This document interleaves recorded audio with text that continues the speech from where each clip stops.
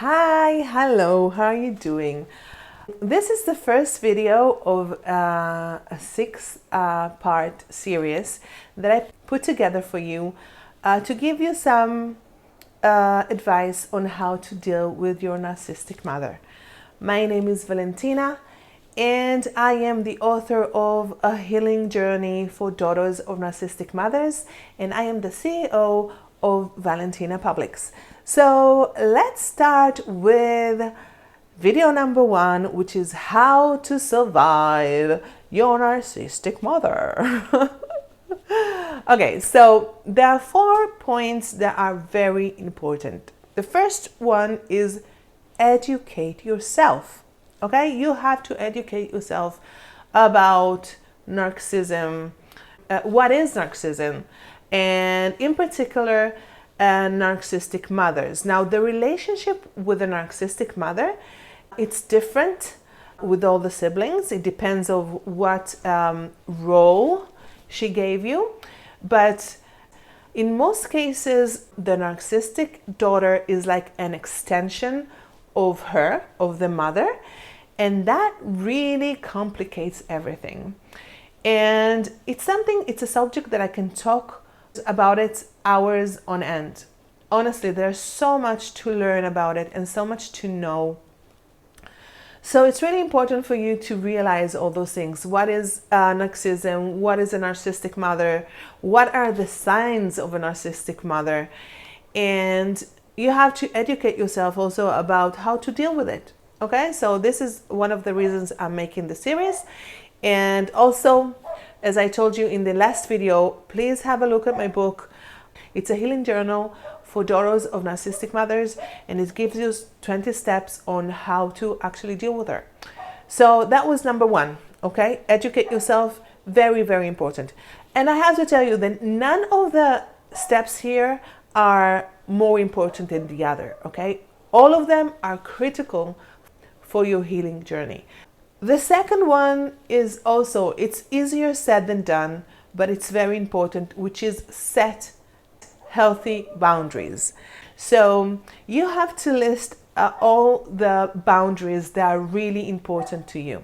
As a daughter of a narcissistic mother myself, boundaries is not something that you've learned at home.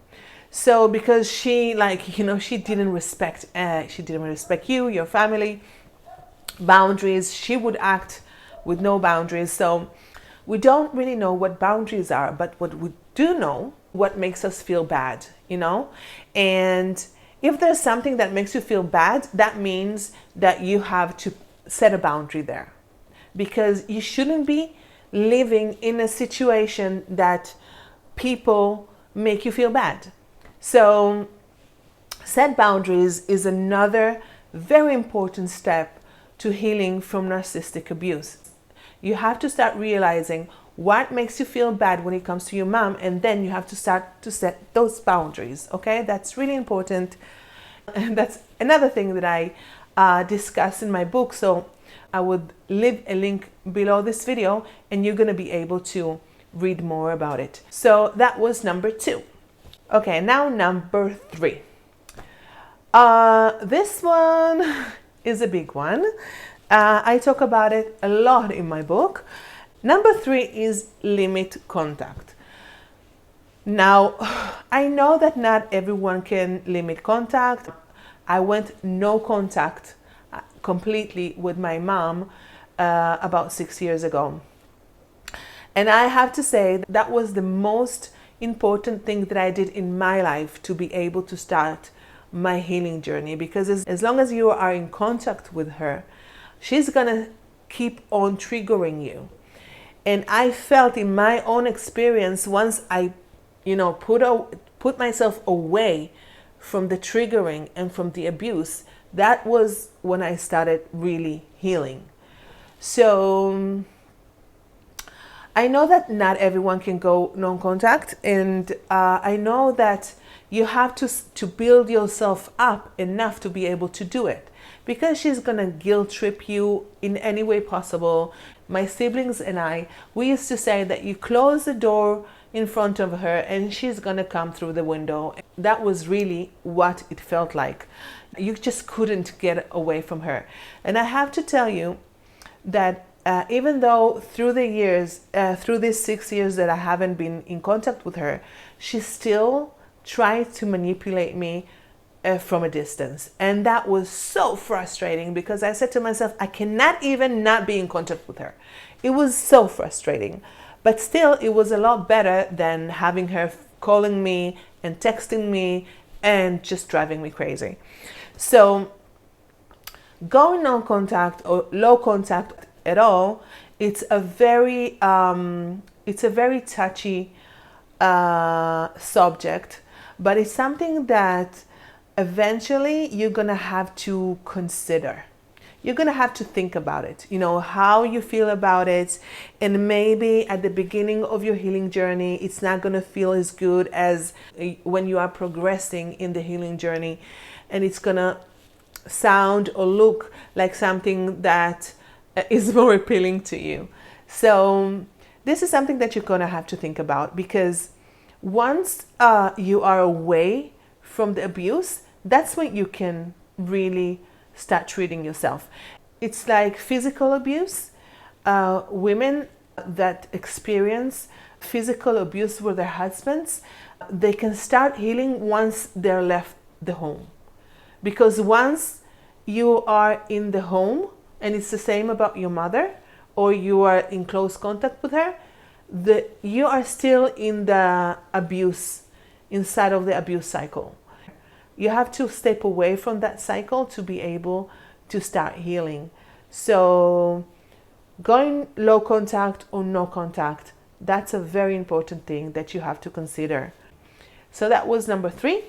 Number 4, and honestly, I just thought about 4 because I didn't want to make this video too long, but there's a lot more than 4, okay? I just thought about the most important ones just to get you along the path of healing, and just, you know, giving you ideas of other things that you can do to heal.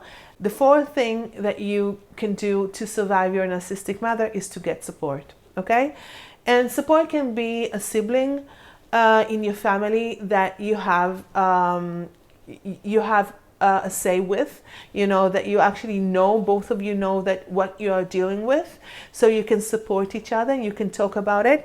For me, it was my sister. My sister was like, she just made me feel sane, because narcissistic mothers can make you doubt yourself and your feelings and what you think is right.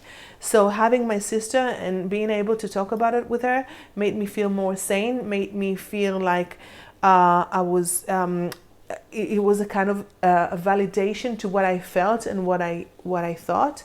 So for me, it was my sister at the beginning of the journey. And after a while, it was forums on the internet.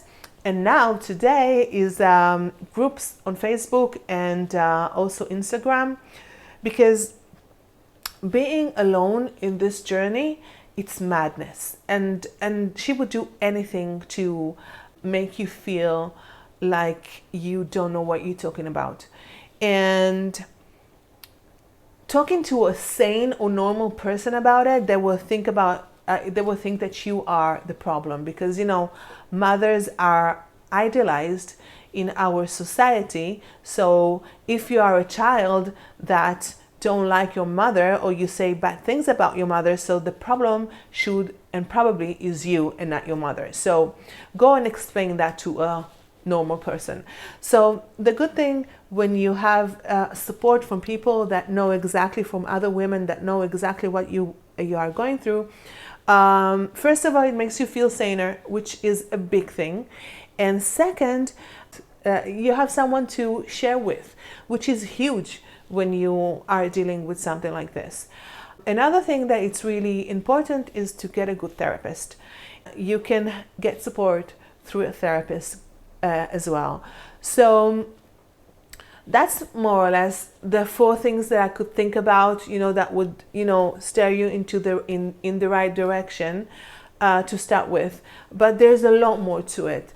And one of the things, I know that I keep on saying it, and I will keep on saying it, because I truly believe that my book can really help you with that. You can go ahead on Amazon. I would leave the link down the video.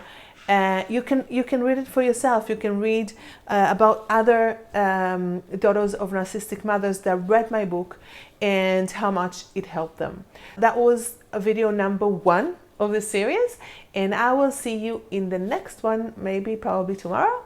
And till then, go and check out my book, and I see you tomorrow. Bye.